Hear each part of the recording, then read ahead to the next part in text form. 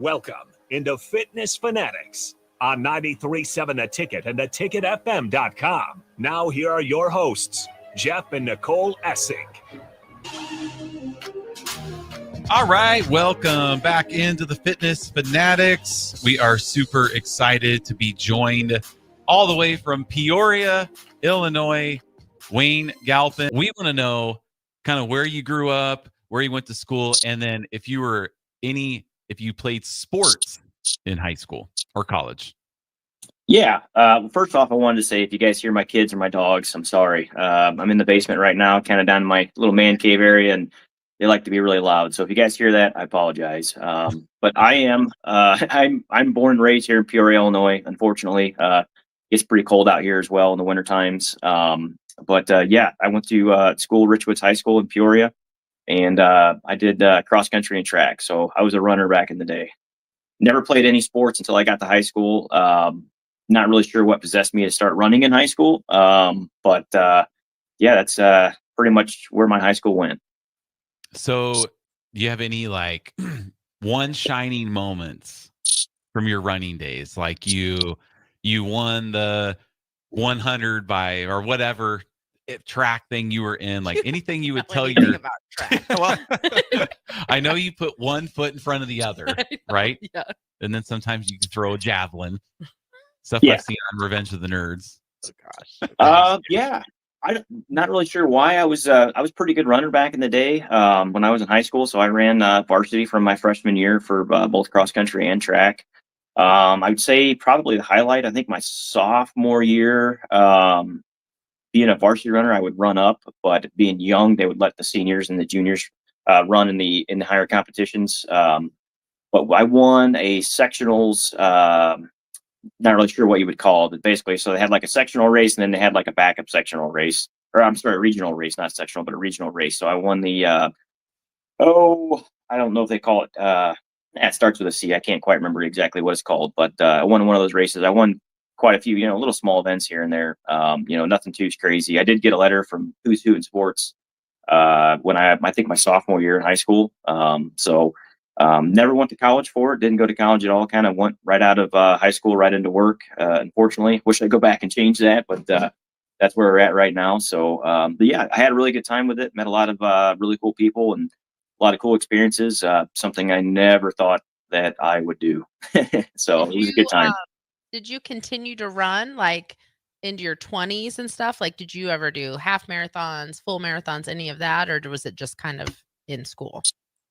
Just basically in school. So life got really complicated for me once I got out of high school. Kind of had to move out type of thing. So I met my wife the summer after my sophomore year. So we're high school sweethearts. So once I got out of high school, basically I didn't really continue on with any of that kind of stuff. I wish I would have, but in hindsight, when you're young, you don't really, know what to expect when you kind of get out on your own. So that's kind of where it went from there. Life kind of took over, and basically started working and got my own place, and that's kind of where it went from high school from there. Mm-hmm. What what events did you do for track? I was a distance runner, so I did the 1 mile and 2 mile race in track.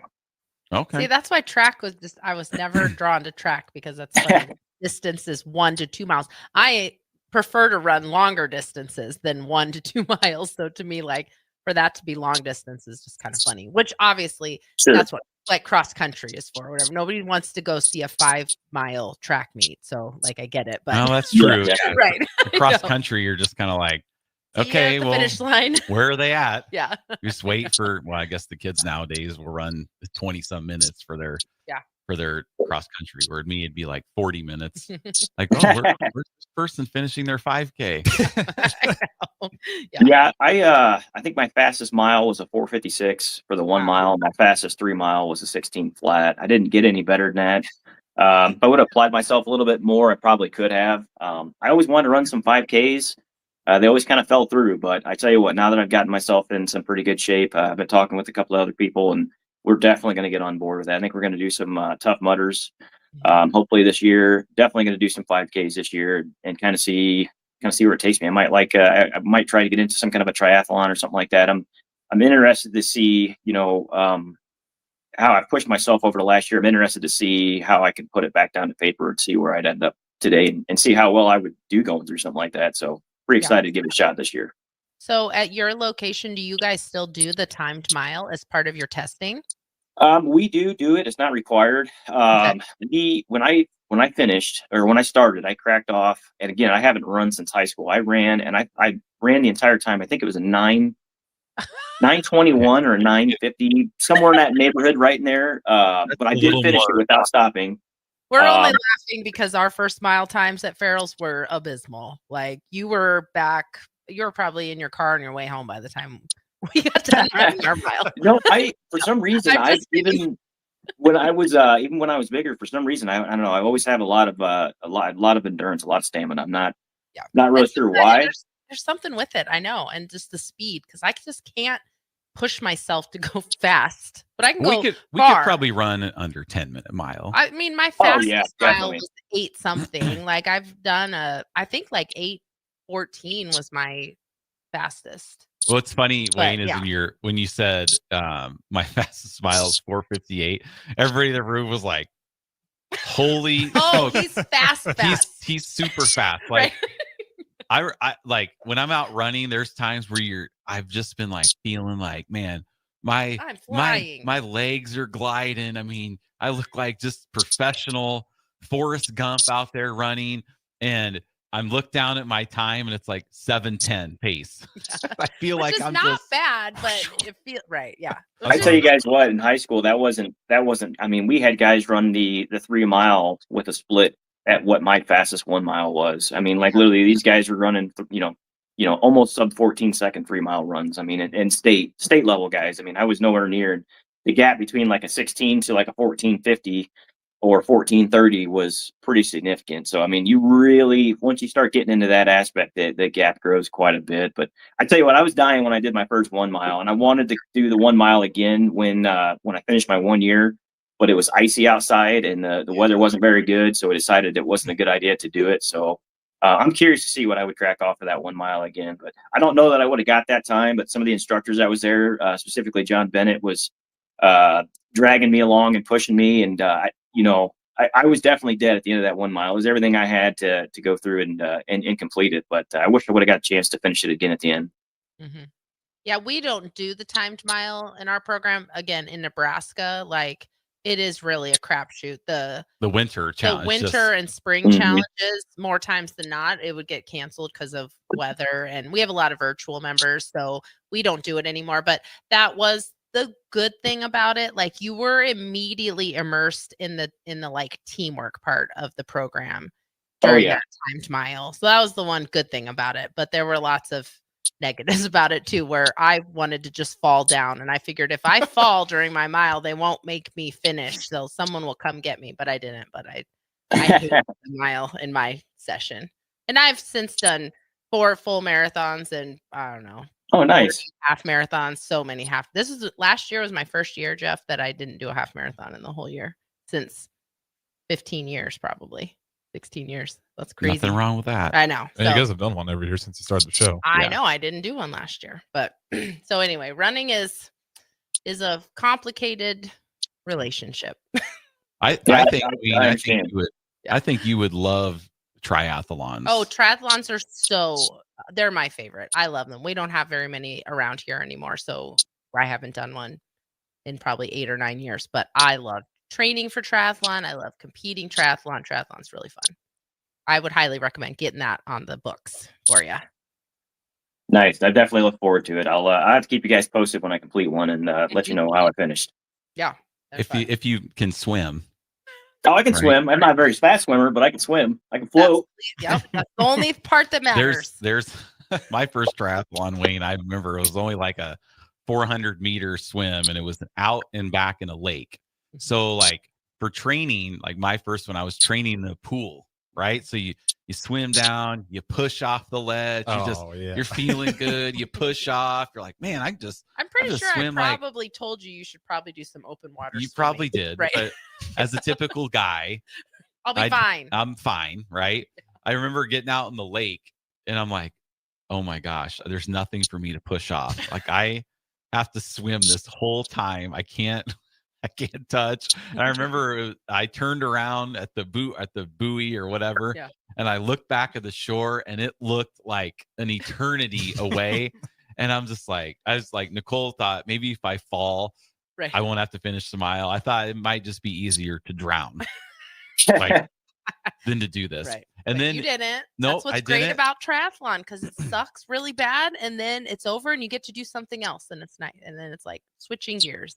Yes, I like it. And I remember too on my first one, you start in different waves, and they had the older group started way behind me, right? They probably thought, oh, the group that's over 60, 70, we don't want them to start in front of these young 30-year-olds because they'll just pass them. Well, I remember out on the run, here comes this old guy, and I looked down at his calf because that's where you put the ages. Yeah, you have your ages on your calf during triathlon. He just right it, and he's like 67. And he outswam you. Yep, outswam. And Caught me. biked and caught you on the run. I know. Yep. That's what's fun about triathlon, though. There's so many things that are fun about tries. They're fun. Yeah. So. All right. Well, we are going to take our first break.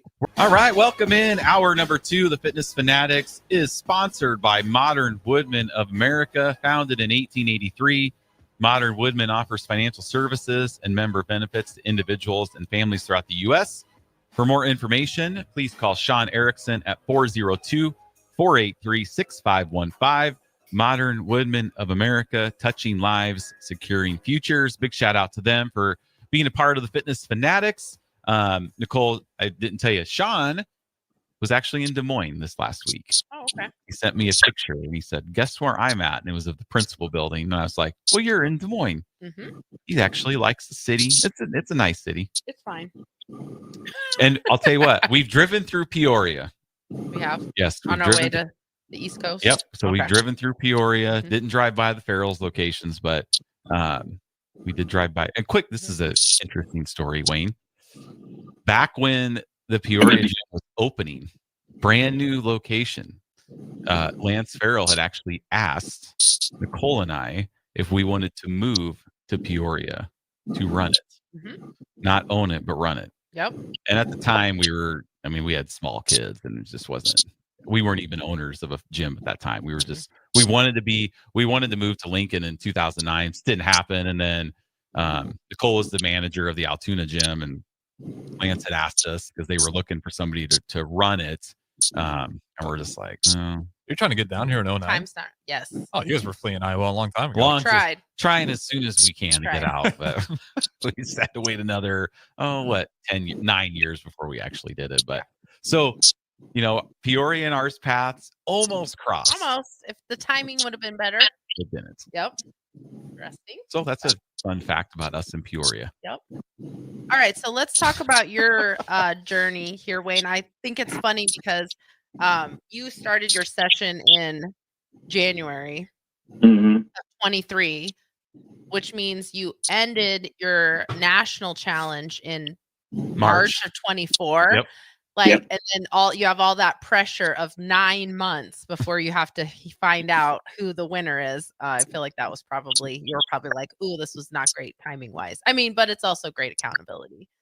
Oh, definitely. Yeah, that was kind of terrible, to be honest with you. I did not know that you had to wait like that long. It makes sense after they explained it to me, but it wasn't even on my radar when we signed up for it. Sure. A couple of us in Peoria decided to sign up for it, and then we got done. We're like, oh, man, so now we got to wait the entire time to go through this. I'm like, man, I could have planned this a little bit better so I wouldn't have to have the nail biting for 9 months. But Well, it's all right. It worked out. You had to stay in really good shape because you don't want Lance Farrell walking into the gym and giving you a check and you've gained all your weight back either, right? That was right. Probably a good plan. Yeah, probably a good in plan. hindsight. Like, oh, I'm not done. I got to keep going. I got to just in case. Well, take us back to what were you doing before Farrell's? Like, did you do any exercise routines, or how was your relationship with food and exercise prior to starting the 10-week challenge? And then what led you into starting the 10-week challenge?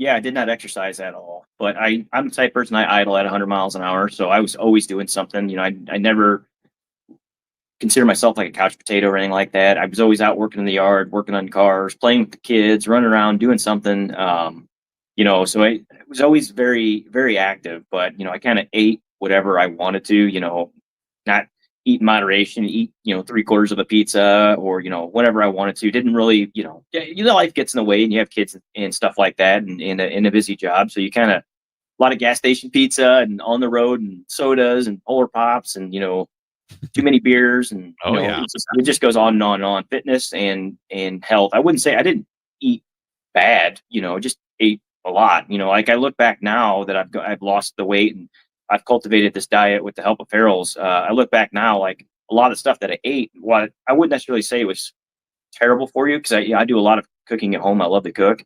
But looking at like the macros and the stuff that you put in there, it's just like, oh my God, what I used to eat for dinner sometimes would be more than what I eat in the entire day. Like I physically eat more now, but it's a lot better food.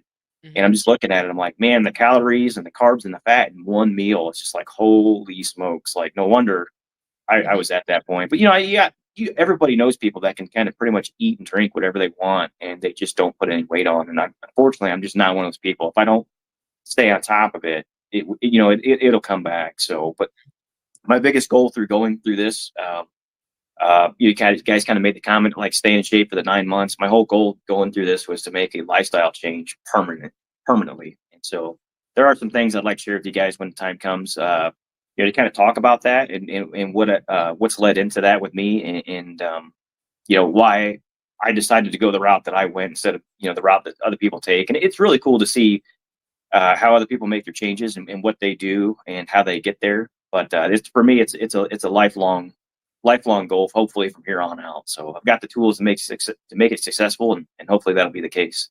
Yeah, that's awesome. So what made you decide to do Farrell's?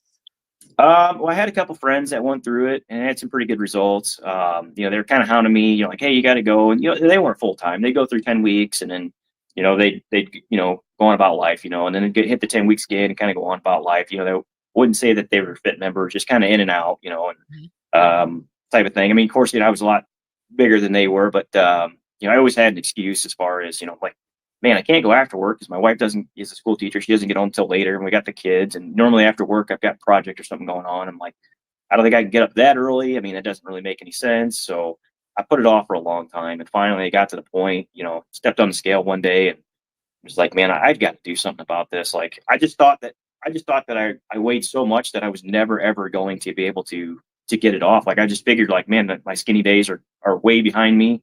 And, I would say a couple years after high school is when I started putting weight on. It's just progressed. I just thought I was just going to be a big guy the rest of my life. And I finally got to the point where it got to me enough where I'm like, I've got to try and do something. And, it only takes that little bit of motivation to, and a little bit of results that you see to motivate you to drop the hammer and really buckle down and do this. And you're like, okay, now I can do this. I'm starting to see a little bit of results here. I can do this. I need to make a change for my life. I didn't want to be fat dad no more. What was the challenges that you faced over the initial 10-week challenge? Like, what was because we don't want it to we have members on that have had great results but we want people to understand that it's like, this doesn't happen overnight. Like, there's a lot of times people make it seem easy. Yeah. That's how it was with Mark too. He made it look very easy. But there's always things going on in the background. Everyone has challenges and stuff. So we like to bring reality to the situation. Like, what were the challenges you had during those first 10 weeks?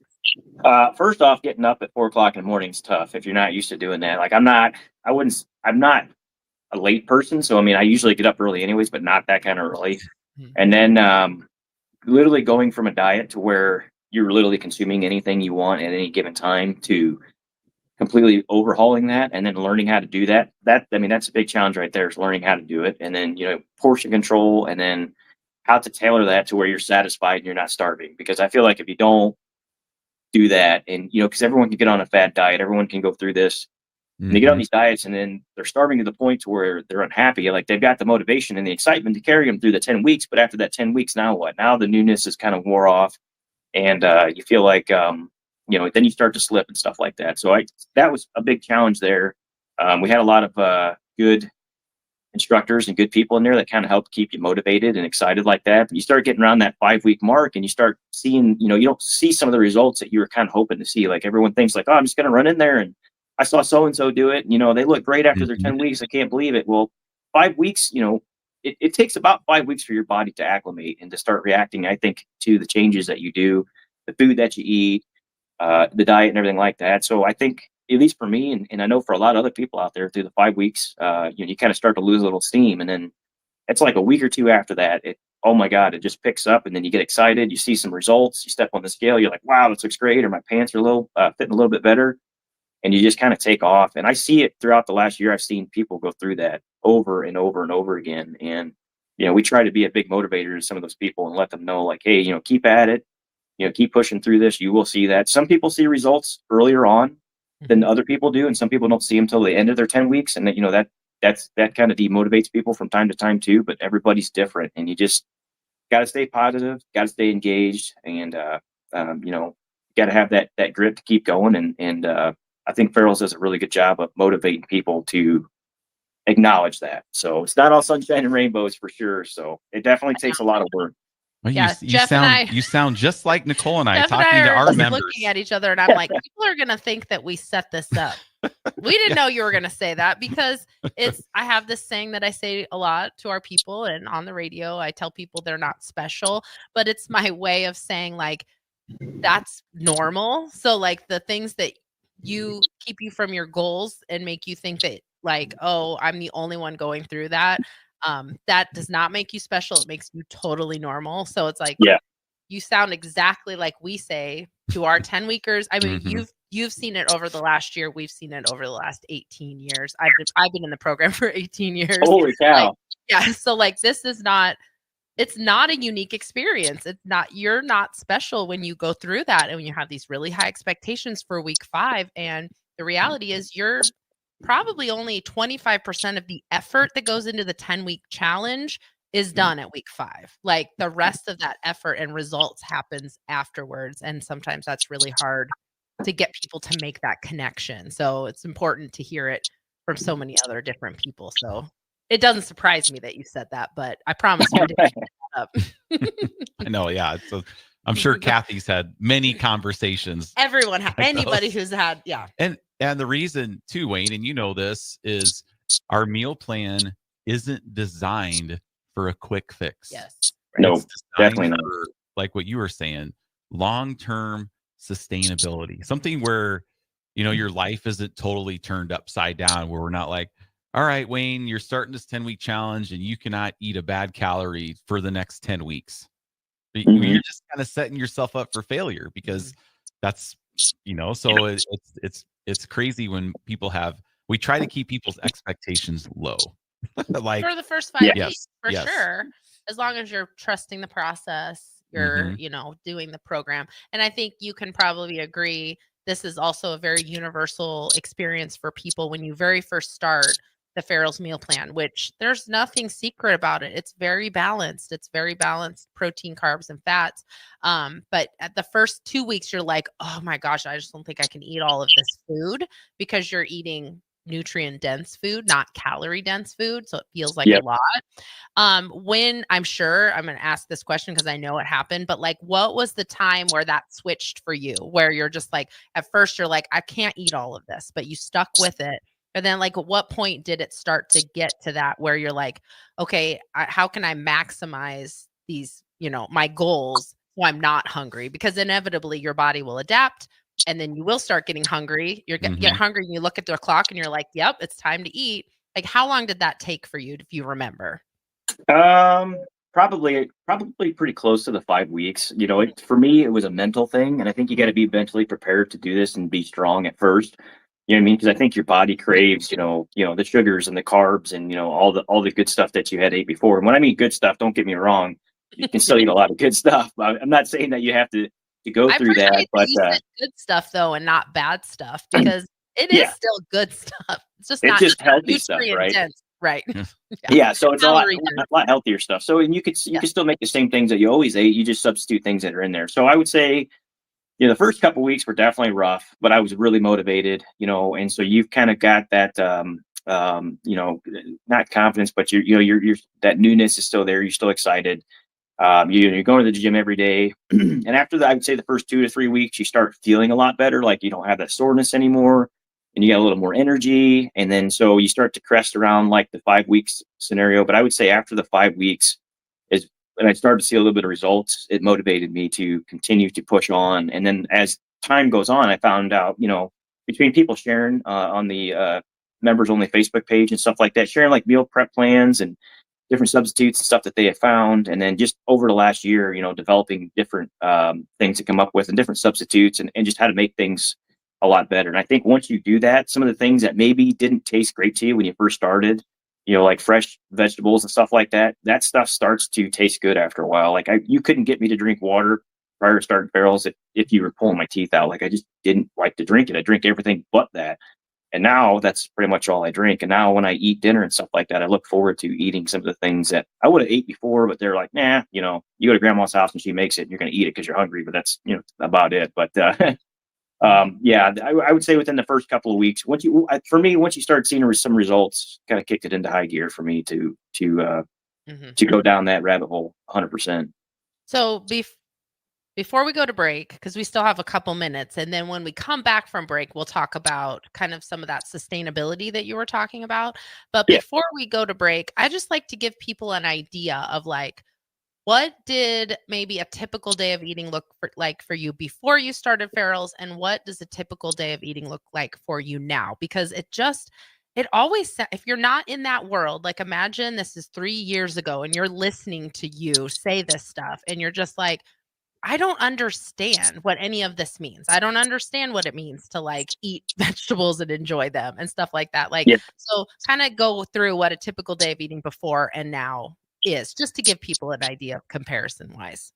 Sure. So for me, it's got to be convenient. I've got a really busy lifestyle, so everything's convenience for me. So prior to going into Farrell's, I would eat some kind of a pastry, maybe like a Pop-Tart, maybe a bowl of cereal, some Casey's breakfast pizza. I don't know if you guys have Casey's where you guys are from. We do. We love it. It's my nemesis. Yeah. Casey's is my nemesis. We're Midwesterners, so we definitely know about Casey's. So everything you could possibly want at Casey's. Oh yeah. So I'd eat that. Definitely an energy drink in the morning, and not a sugar-free one. Definitely full sugar. Looking at what's in there, it's like, oh my gosh. So do that, and then normally I'd hit up a vending machine or stop by a gas station or something like that around somewhere in between there and lunch. And then lunch was always fast food, almost always fast food. Never brought, unless I made good leftovers from the night before. And then you get home and then just potato chips or snacks, pretzels, kind of whatever was in the fridge. But I'd be hungry when I get home, so it was never in moderation, right? And then dinner would normally be burgers, brats on the grill, tenderloin, stuff like that. I do a lot of I love to cook, so I do a lot of homemade stuff like stroganoffs and stuff like that. Very rich in flavor, very good, but very high in fat, carbs, and in calories and stuff like that. So that was basically before, and then almost always I have ice cream before I go to bed, and I'd always eat way too much, and I'd eat right before I go to bed. So like every day you would have ice cream every day. Pretty much, yeah, pretty much, that yeah. Sounds amazing. Yeah. Well, I can't just. I love ice cream, so I can't just eat a little bit. Yeah.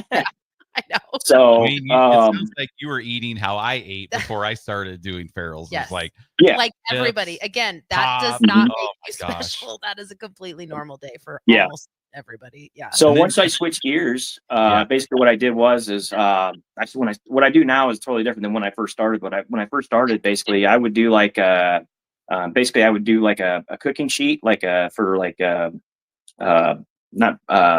cupcakes and stuff like that. And I'd make like these little egg whites in each one. And, I'd put a little bit of bacon and an onion in there and stuff like that. And then I kind of transitioned from that to like a PB Fit toast. So I would take like a keto bread and then a PB Fit powder and then basically mix it up. And then so it'd be like toasted peanut butter toast every day. And then normally a couple hours later, I would usually eat like some oranges or something like that, or a banana. And then around 10 o'clock or so, I would eat a salad. So just a regular salad, but I still put some light amount of croutons in there, fat-free cheese, and then sometimes I'll put some fresh bacon bits in there. So, and then normally for lunch it would be either whatever I made for dinner the night before that was healthy, or I would just make like a wrap with like turkey and fat-free cheese or something like that. Just kind of a bunch of different things, and then get home, eat in moderation. So maybe some cottage cheese, some small wheat thins or something like that, enough to satisfy you, but not engorge yourself. And then for dinner, it's usually, I like to eat a lot of fish now. I never liked that before. So I eat a lot of fish or chicken, and I'll cut the chicken up and I'll make an Italian dish out of it with some protein noodles, or I'll make, I've got like a stir fry that I can do with it. I mean, or I could just cut it up or fillet them and put them on the grill. I mean, make sandwiches out of them. I mean, I do all kinds of stuff. I've come up with all kinds of clever ways to eat healthy, and my family still enjoys to eat it too. So it's not like, oh my God, it's so like bare bones that like nobody wants to eat it but me. I mean, literally whatever I cook, the whole family eats and they enjoy it. So I know, I think that's part of it, the learning curve of like learning how to make substitutions and how you can still make your food taste really good. I think that takes a while. think it has to be bland. It has to be salads, and Yeah. I mean, you're just eating spinach and Right. Broccoli and chicken. Doesn't have to be. no, we make these healthy foods and we're like, wow, this tastes really good. Right. I know. Like, Yeah, you can take zucchini or something like that, and then I just dice it up and I'll throw it in a little olive oil and season it up really nice, throw it on the grill or in the oven, and I mean, take it out. That's usually the sides that I have, or there's always a way to church something up to make it taste pretty good, and that way you don't like absolutely hate eating it. Yeah. all right. Well, we're going to throw it to break. Yep. Stay with us. We'll keep this awesome conversation going with Wayne. So we'll be right back. 93.7 The Ticket, the Fitness Fanatics. Now back to Fitness Fanatics on 93.7 The Ticket and theticketfm.com.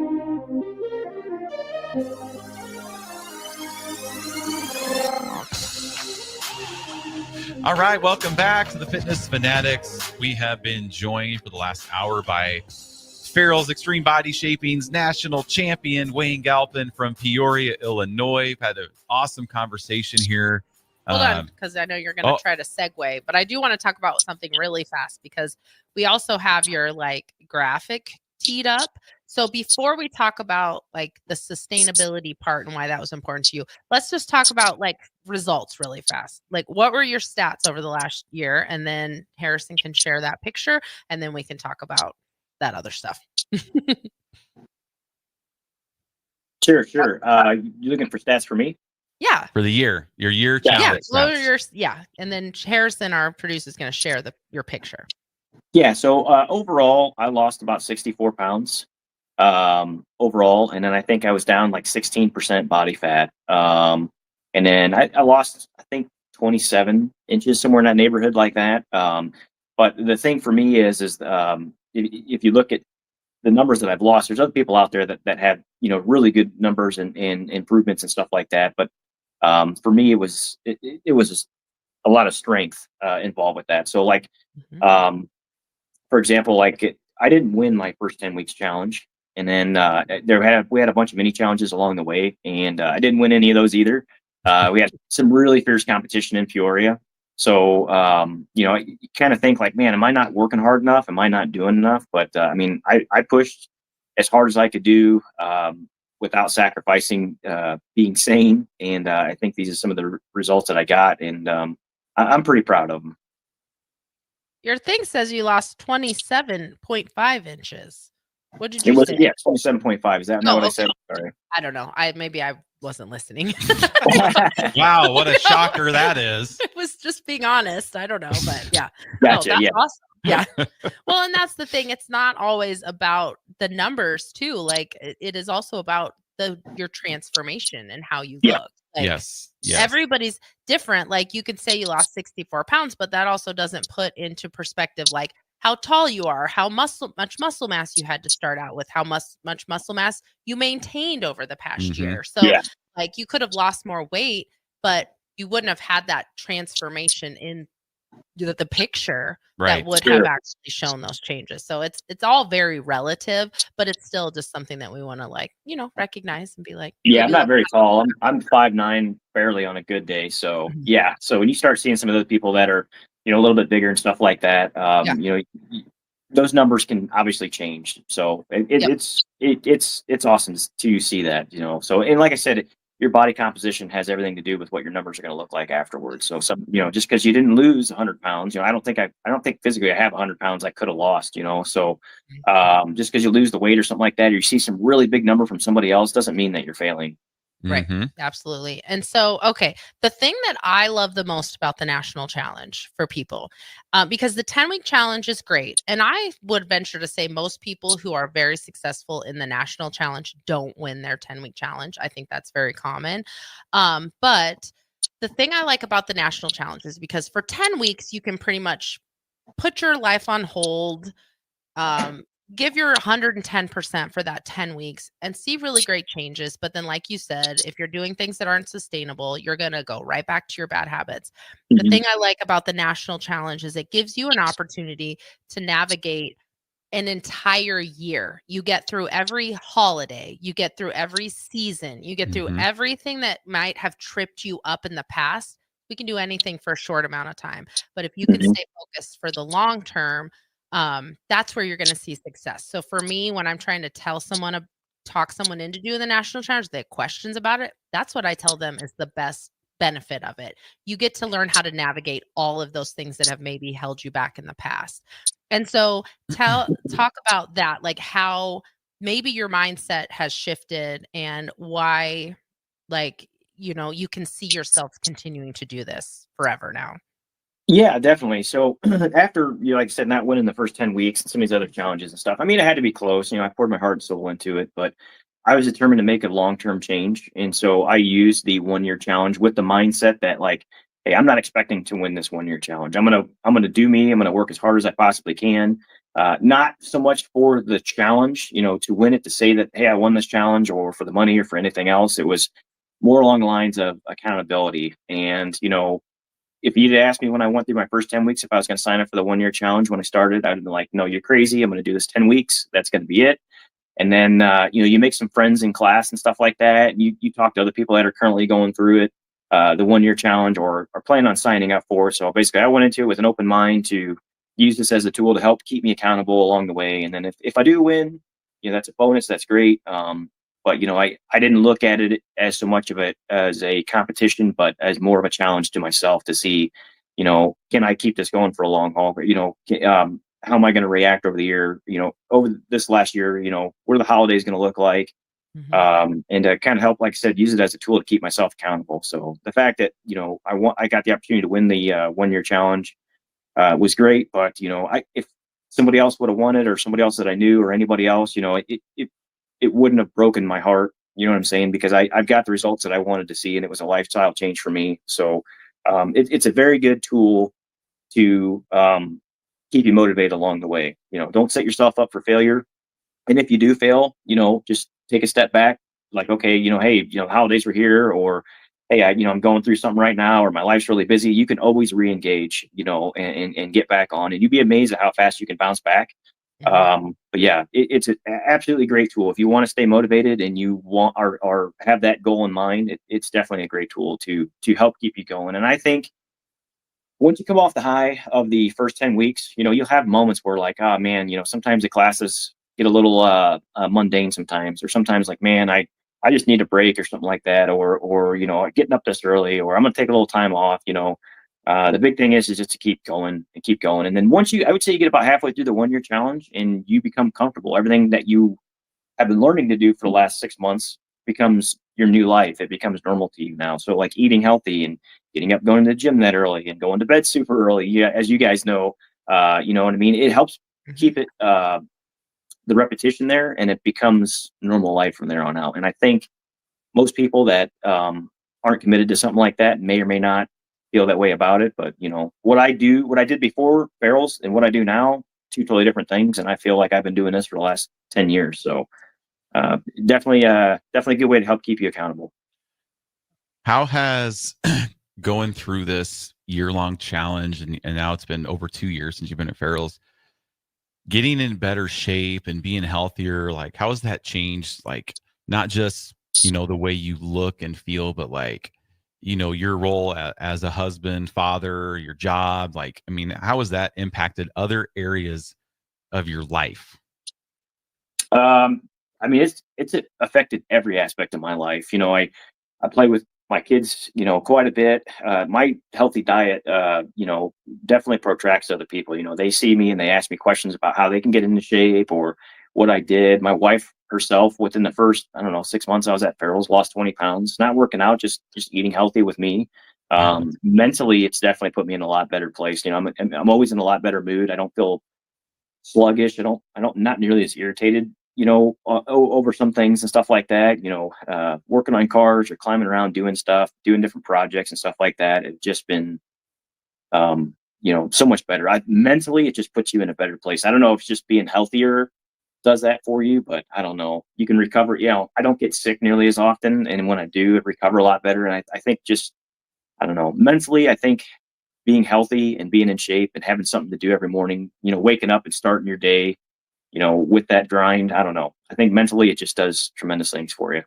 Yeah, as far as the mental part goes, I kind of think about it as like willful suffering, especially when you're a morning workout person. Like if you get up and do a workout the very first thing, like I'll tell people when I'm instructing, I'll jokingly tell them, like, if we have to do burpees in a workout or something and they're complaining, and I'm like, hey, if burpees are the worst part of your day, you're going to have a pretty good day, you know? So I think if you force yourself to do something that you know you're going to be uncomfortable in the moment, but you're going to be glad that you did it, I think that's where that mental part comes. And a lot of times people don't push themselves past that point.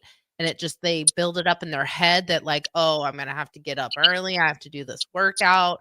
But once you're there and you're in it, you feel so much better. It's such a weird disconnect, and it's hard sometimes for people to make that connection. But I think you just have to do it. You just have to do it, whether you like it or not sometimes. It sets my day up for success every day. It's kind of like waking up and making your bed. You know, why no one's going to see your bed made. I mean, you're going to get back into bed later on at night and mess it back up. But it's just one of those things to say that you completed something in the morning to start your day. And you know, for me, it's a great way to start the day. You know, I get home and, you know, I mess around the house for a little bit, make my lunch for the day, and when I walk into work, I'm prepared and you know, focused, and I'm ready to go. So when I don't work out that day, I feel like, oh man, I made a mistake or I did something wrong. Or I don't know, feel off kilter. So I have to get a workout somewhere else in the day. But for me, it's a good mental thing, and I love starting my day that way. Yeah, I think that, so a lot of times we like to give advice for people to like who aren't ready to do ferals yet, or maybe not quite ready to commit. And I think that would be one of the biggest pieces of advice. Like, even if you're not ready to work out 45 minutes a day, you're not ready to do that. Like, the first step would be to create space for that. So create a habit that's going to take some time. Maybe it's like getting up and reading or some type of personal development. And then at the point where you're ready to, you get that habit down, then that's where maybe you can insert a walk, or you can insert ferals, or insert some type of workout regimen. But I think so many times people think, okay, I signed up for this 10-week program. Everything in my life is going to change now. But if you don't change anything else, it's not going to change. Like, you have to change everything. Yeah, it's kind of tough going at first, but the good thing about the 10-week program is it gradually leads you into that. Like, you got to make the commitment to get up and go. You know, you start out with that, and you just, you know, you don't have to go from eating a whole bunch of crap like you did before, and then you know, go down to eating nothing. It's a slow transition process, and that's what advice I'd give anybody, is to just slowly transition into it. If you want to think about this for the long haul, you know what I mean? Don't give up everything right away. Just kind of, you know, pick a day for yourself to do whatever it is that you want to do, or eat whatever it is that you want to eat. You know, we could probably go on all day about nutrition and stuff like that, but yeah, I mean, I'd say go into it just like you said, you know, start out slow, start with something that might, you know, inhibit you getting up that early, or something with the mindset. Maybe change your diet just a little bit, or, you know, just start thinking about it, get in the mode before you go in there and do it. And then once you get in there and do it, just put your head down and go. Mm-hmm.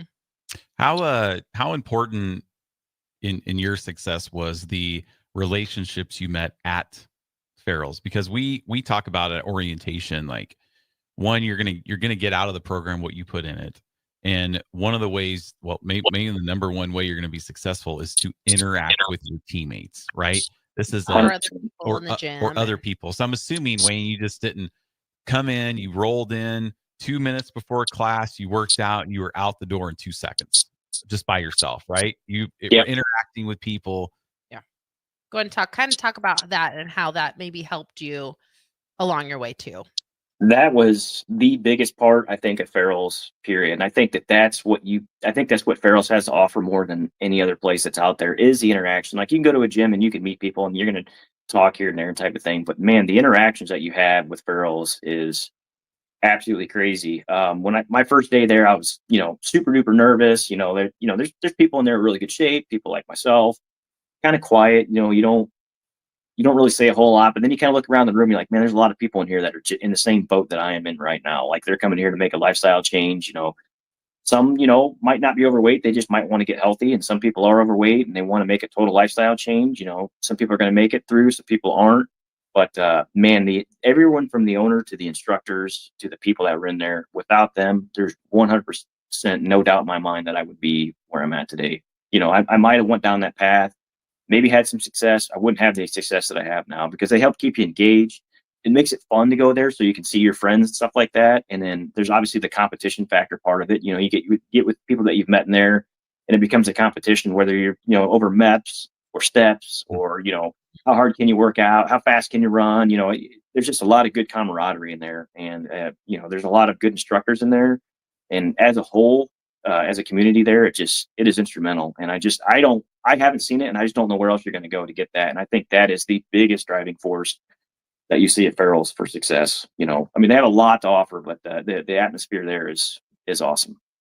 The thing I like, we have to go to break, but I'm pulling a Jeff and starting a sentence when we're supposed to go to break. But the thing I like about Farrell's too is at any given moment, you can look around the room and know that every single person in that room started exactly the same way. We all started as a 10-week member. We all started, getting that half naked picture taken by a stranger. Oh yeah. All of us, from the fittest person in the room to the longest, tenured instructor, we all started in that same way. We all still had those feelings and apprehensions. And that part was always really comforting to me as a member. Like, okay, I'm not alone. I'm not special. Mm-hmm. I'm not the only one that has gone through this experience. It does kind of bond you a little bit to everyone, even if it's a little bit of a trauma bond, maybe that before picture, but it's worth it. Yeah. Definitely. All right. Well, we're going to go to take our last break, right? We'll go to break. We'll be right back. Finish up this conversation with Wayne. So stay with us. 93.7 The Ticket, the Fitness Fanatics. Now back to Fitness Fanatics on 93.7 The Ticket and theticketfm.com.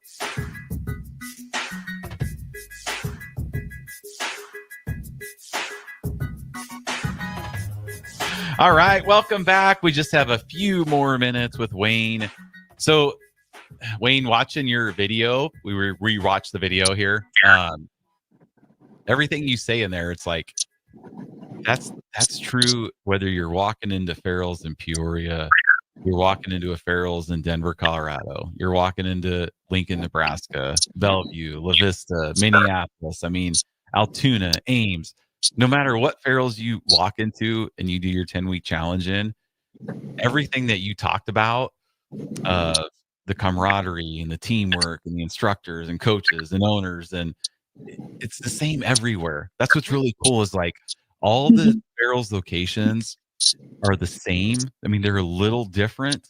I always like to say it's like we all speak the same language, but we might have different accents. Yes, different accents. Like terminology might be slightly different and stuff like that, just the way we say things or, but the core of the program, we all speak the same language. We just might have different little accents or little slang words that we throw in there. Right. And the core it's just cardio, strength training, and nutrition. Yep.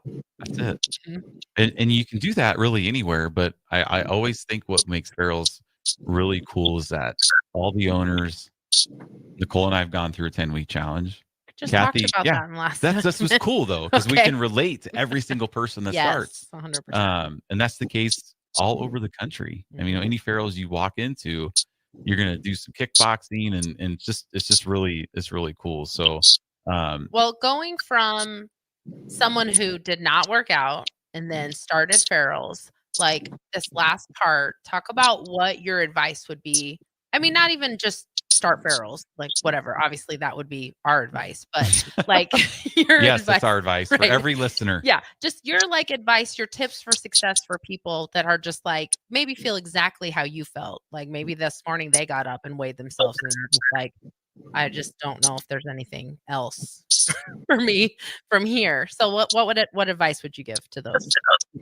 Yeah, definitely. The biggest piece of advice that I think I would give to anybody who want to start out is to number one, trust the program.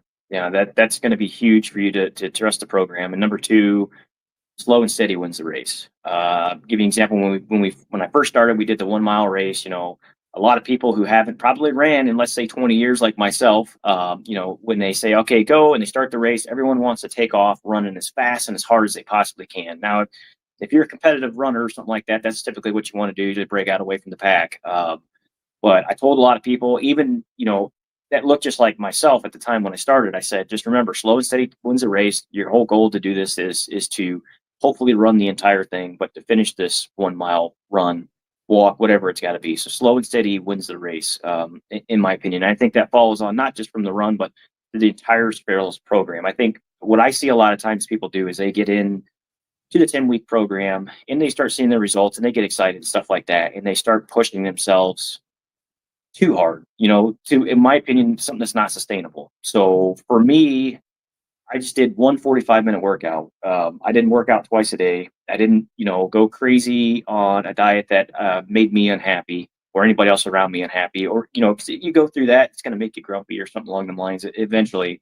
And I didn't take any, you don't have to take a bunch of supplements. I didn't take any supplements. I didn't take any pre-workout. Like literally it was 100% diet and one 45-minute workout. And to me, you got to keep it simplistic. You got to keep it easy. Some people have that high intensity lifestyle, and they have a goal in mind of where they want to be. Whether it be super high cardio and start competing in things like half marathons or triathlons or something like that, or maybe a guy wants to or gal wants to get into weightlifting and seriously put that pound or that muscle mass on.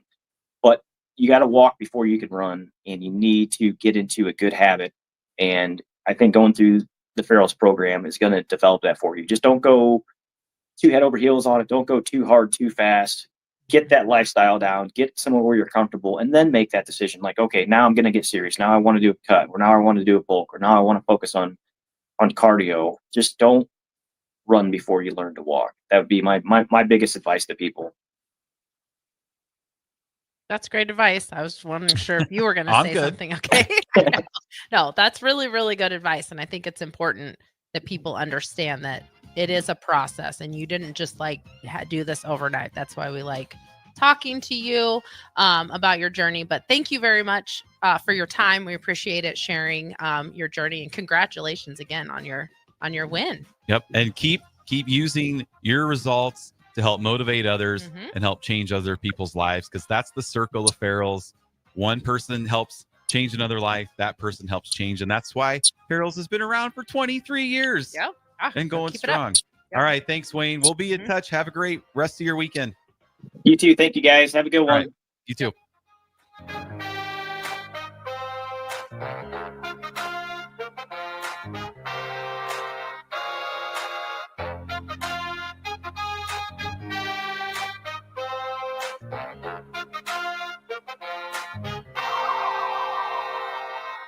Every